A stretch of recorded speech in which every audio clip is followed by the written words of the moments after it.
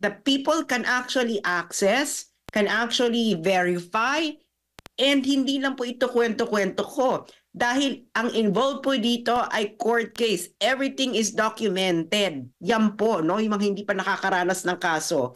Ngayon, alam nyo na. Everything is documented. Even your background conversation has to be documented. So, to close this, Admar and Jade, no?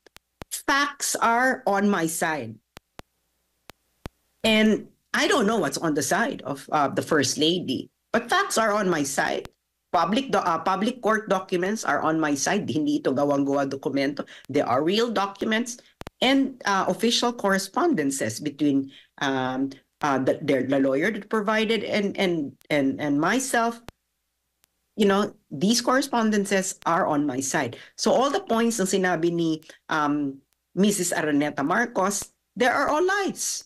So I think, you know, the facts, the statement of Lisa Araneta Marcos cannot measure up against the facts of the situation, the court documents that are available, etc.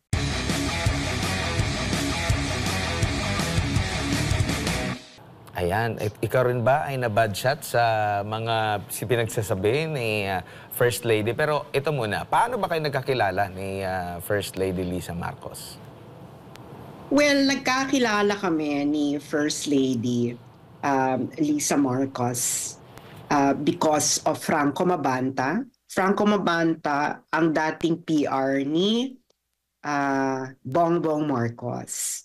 And nagkakilala kami niyan kasi nga is nanghihingi sila ng tulong from social media personalities and bloggers kasi nga ay hindi sila kina-cover ng mainstream media. And if you can remember, nung panahon na yon ay mainit ang issue ang kanilang electoral protests laban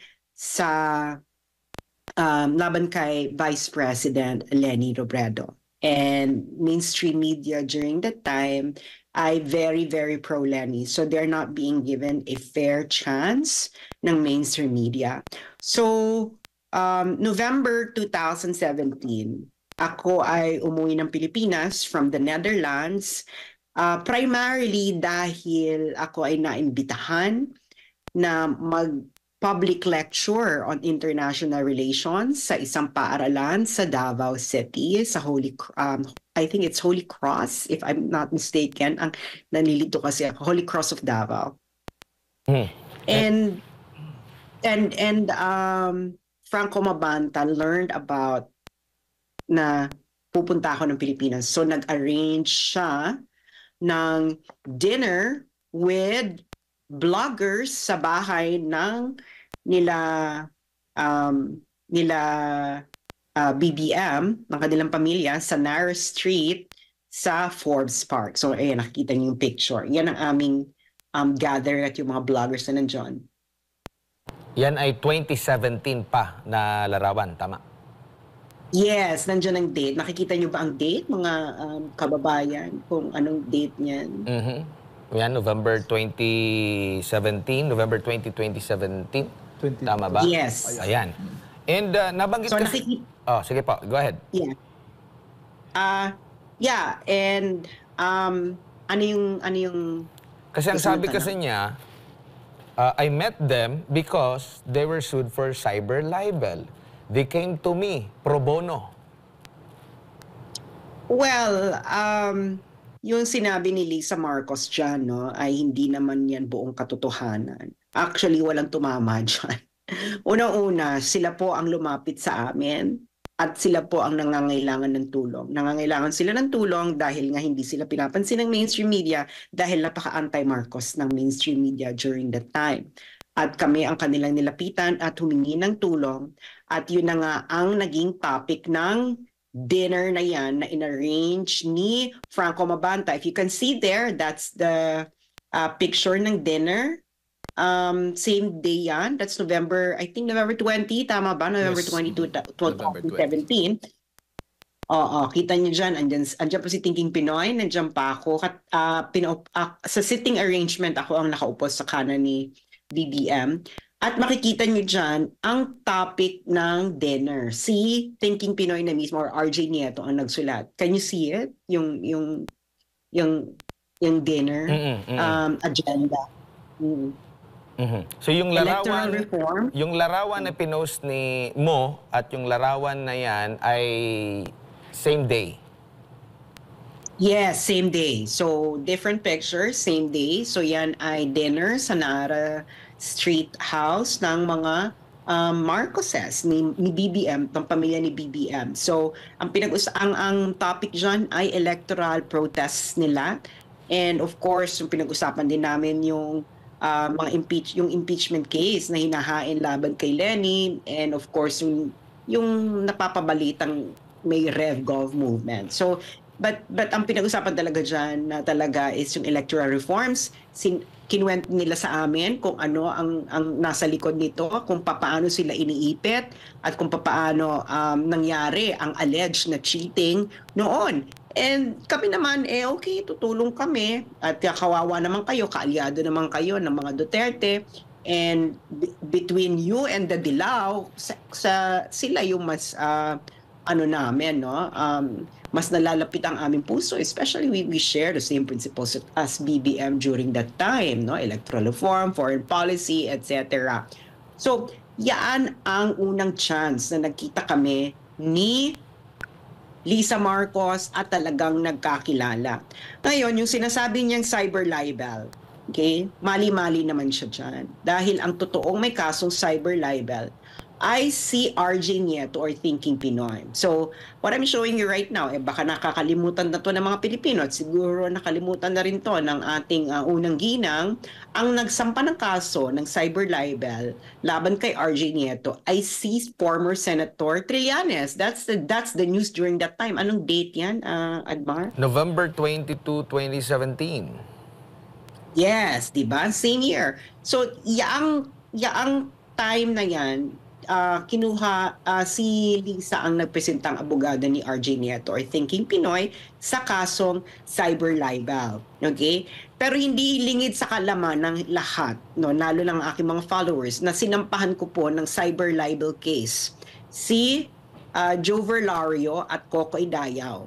Okay? Yan din ang isa sa agenda ko kung bakit ako umuwi. Ako'y nag-file ng kaso laban sa kanilang dalawa ng 2 counts of libel. And ang nakasuhan dyan ay si Joe Verlario at si Cocoy Dayaw. At ako ang nagsampa ng kaso at hindi ko po lawyer doon, si Lisa Marcos, at hindi ko po kinuha ang kanyang law firm. Actually, ang aking mga followers ay nag-raise ng funds para ako ay may panglaban sa korte na yon. Sa kaso na yon, sila pa ang sumuporta sa akin. At ang aking lawyer po noon ay si Attorney Ahmed Pangkalinawan. And just to clarify, no, si Joe Verlario ay nag-countersue. Nagdemanda siya ng civil case against me and RJ Nieto or Thinking Pinoy. Ngayon, yung civil case na yan, dahil si RJ din yung involved dyan at hinahandle na ni Lisa ang kanyang kaso ng cyber libel na sinampa sa kanya ni former Senator Antonio Trillanes, ako ay isinama na rin dyan kasi pareho kaming respondents. So doon lang po sa civil case na involved si Lisa Marcos, but that is not the reason kung bakit kami nagkakilala. Mhm. So doon sa civil case na yon, sino yung kumbaga kasama ka rin doon sa nabanggit mo nga na kay Lisa Marcos lang yung abogado ni RJ, hindi ka kasama doon? Yung sa civil case? Sinama na nga ako kasi pareho kaming respondents. Kasi it's basically the same case, yung civil case na yon, yung sampa ni Joe Verlario. Mm-hmm. And ano nang nangyari doon sa case din pala na yun? Well, uunahin ko muna yung case ko, no? Yung cyber libel case ko laban kay Lario and Cocoy Dayaw from 2000, simula nang sinampa ko ang kaso noong November 2017 hanggang May 2022, ang ginawa ng kampo ni Joe Verlario at Cocoy Dayaw ay magsampa ng a lot of motion to dismiss sa iba't ibang angle, like they're questioning the jurisdiction, etc. At ako po ay nanalo sa lahat ng mga sinampa nilang motion laban po sa aking kaso.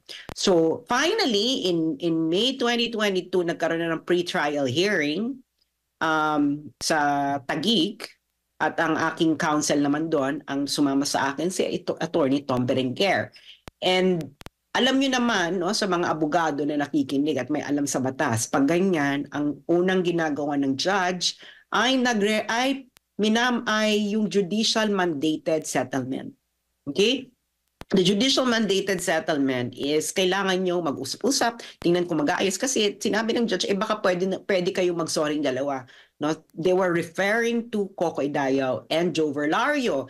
And as advised by my counsel, sabi niya sa akin na alam mo, kailangan mong sumunod sa judge, huwag kang magiging arrogante dahil mababati sa iyo ang judge. So, pag sinabi ng judge, explore ways to settle this issue, then explore ways to settle this issue. So, in the first week of June, nagkaroon kami ng settlement meeting ng kampo ni Joe Verlario at Kokoy Dayaw, their counsels and my counsels. So during that settlement meeting, ang sabi ko is mag-public apology kayo, especially directed to my mother, because yung mga post ninyo na nilagay doon really hurt my mother. It's really actually a false accusation that really hurt my mother. My mother is already old, you know. She don't need that kind of pain anymore. And during that settlement meeting, the counsel of Joe Verlario floated the idea about dismissing the civil case they filed against me. Yung civil case na yun, dun yung kasama, pareho kami dinemanda ni RJ Nieto. And yeah, so it was being explored. Yeah, do you have any questions so far? Mm-hmm. And after nito, kumbaga, ito ay lahat recorded. So, of course, paano nabanggit ito ni First Lady kung saan may kukumpara agad yung mga nabanggit niya na tingin niya yun ang katotohanan dito sa mga records na ito? Kasi hindi naman ito usapan na parang hindi na nailagay sa papel talaga. May records talaga ito, considering kaso din ito, mga kaso ito. Oo naman, lahat naman ng may pinagdaan ng kaso, Admar and Jade, no? Everything is recorded. Your phone your text messages, you have to keep it with your lawyer and everything that you submit to the court, no? Kasama yan. And may background ako sa law, international law lang, no? But that's why I know all these things. Ngayon, yung sinasabi ni Lisa Marcos, ni unang gilang Lisa Marcos, na I fired the lawyer na pinrovide niya at dinrap ko si RJ, yan po ay isang malaking kasinungalingan. Okay? So I am now showing you, so this is the phone, this is the exchange of text messages between me and and our lawyer na nag-handle ng civil case. Okay? It's Attorney A, hindi ko na binuo yung pangalan, no? So, Attorney A was asking me, okay, nakikita niyo naman dyan, nababasa niyo naman, na kailangan niya ako makausap para it's about planning the case, no? Ito, kasi uupo ako sa witness stand dyan sa civil case. And then, tinawagan niya ako and I explained to Attorney A during the phone conversation that in my cyber libel case against Lario and Kokoy Dayaw we are going through a judicial mandated settlement. That is just part of the process, judicial process, no? Hindi po ako nag-demand ng settlement na yon. It's the judge that actually mandated that as part actually of normal procedures, no? And then, ang tanong sa akin ni Attorney A, okay, ang tanong sa akin ni Attorney A ay papaano si RJ. Sabi ko, please ask RJ what he wants to do. And then Attorney A specifically asked me if I can be an intermediary between Lario and Nieto. no, para ma-dismiss na rin tong kaso ni Nieto. I asked Attorney A, please call RJ and please call him in order to get the consent of RJ. You know, it's just normal, no? And of course, tinawagan si RJ Nieto ng lawyer namin, and I don't know what happened along the way. Maybe something got lost in translation. Tinawagan ako ni RJ Nieto, and ang unang bungad niya sa akin is, bakit mo ako nilaglag? So I didn't know, I don't know why he was saying that, because malinaw ang pag-uusap namin ng lawyer na tatanungin siya kung papayag siyang maging intermediary ako between Lario and him. So, and then he became verbally abusive. Okay, he hung up, and the rest ng conversation namin is through Facebook. Ayoko na lang i-post dito, ano, kasi nga may mga very abusive words ito si Thinking Pinoy RJ Nieto during that time. So, and eventually, okay, do you have a question? So kumbaga, suma total, kung susumahin, nagkakilala kayo dahil kailangan nila kayo at hindi dahil kailangan nyo sila dahil sa inyong kaso. Dahil during that time, nababanggit nila na hindi panig ang mainstream media sa kanila. Yes, that's that.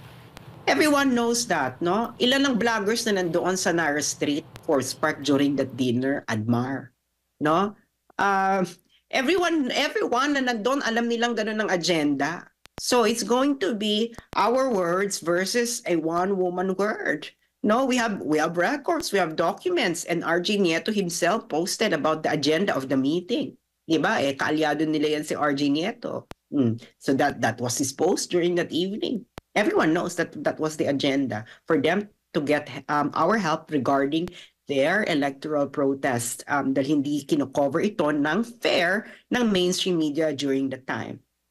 Si Jade ito, alam ko, personally, ang gusto ding malaman ng taong bayan, kung paano mo ba nakikilala, paano mo ba ma-describe si FL para sa iyo personally?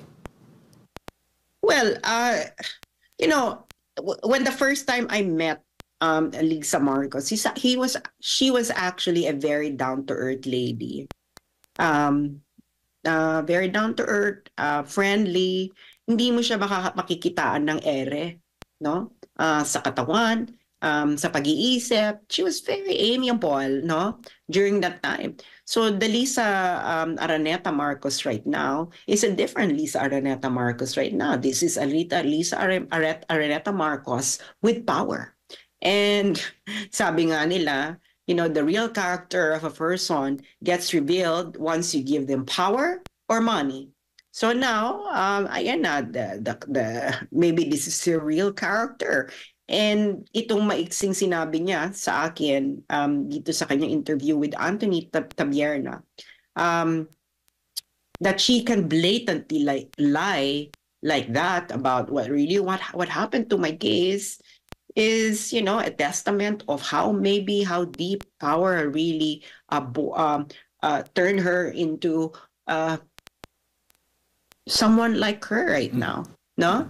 And just to close this itong about the case, no? Sinabi niya na nilaglag si RJ. Finar ko yung abogado, wala pong ganung firing. You know, I'm gonna show you something. So this is like this is another text conversation with our lawyer. Humingi ng update yung lawyer namin. This was from the law office of Lisa Marcos, and I told the lawyer, yes, we're still finalizing. And can you read what I wrote there about asking? I asked a question there doon sa lawyer. Pwedeng pakibasa, Admar and Jade. Ito ba yung ano? Is there already any clarity with Mr. RJ Nieto once? Yes. Ano po ang sagot ng lawyer? Misa, she decided to proceed with the case. Okay. So, malinaw naman po sa conversation na yan, no, with the lawyer, na hindi ko nilaglag si RJ Nieto, no? hindi ko rin fanar ang lawyer. Paano firing yan? We are still communicating, no? We are still proceeding because kailangan namin i-wrap up ang aming kaso, you know? And hindi ko siya nilaglak until ma-finalize yung settlement ko kay Joe Verlario. I was still asking what exactly RJ Ninco wants. Now, it is not my problem, no, Jade and Admar at sa mga nakikinig sa amin. If RJ Nieto doesn't know what he wants, and if he is so inspired by his inflated ego that he cannot swallow his pride and actually see that this is actually a good way, a good path in order for his case to be dismissed. Kita mo, natalo yan kay Joe Verlario. Dahil sa kanyang pagtataray at hindi mo malaman na pag-uugali ng mga panahon na yan. And I was very calm and collected when I was dealing with him. And just not to belabor the point, no, I'm going to present to you a court document, no. This is actually, nakikita nyo ba siya? Yes.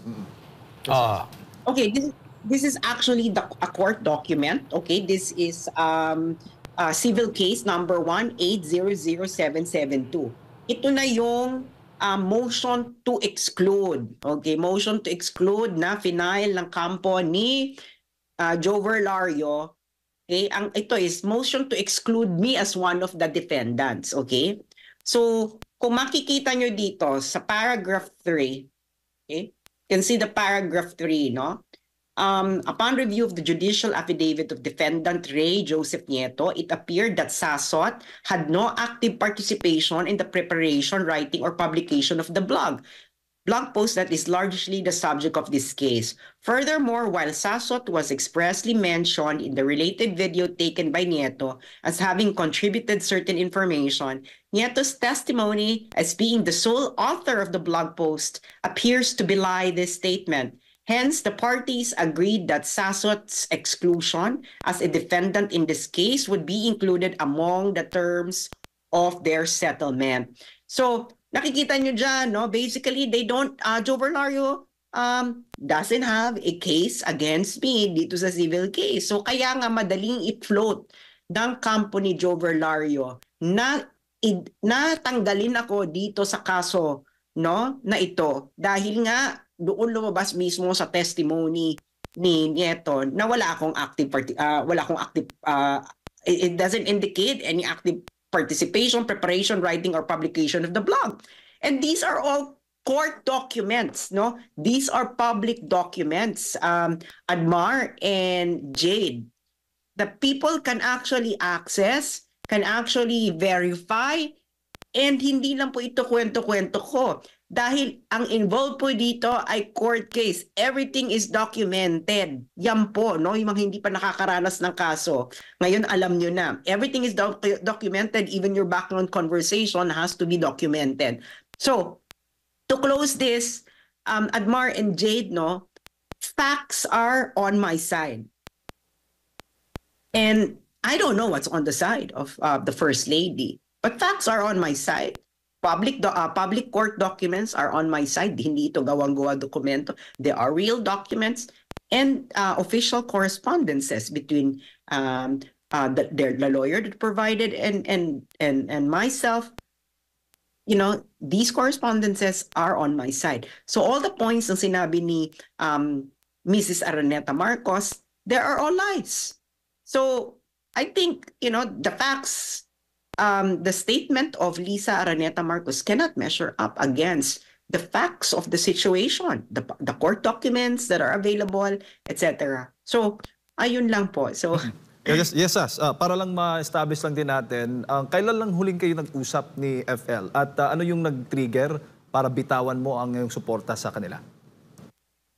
Nahuli kami nag-usap ni Mrs. Araneta Marcos was, whenever, ang huling pag-uusap namin, I think it's May 2022 or early June 2022, when she was inviting me to attend the inauguration.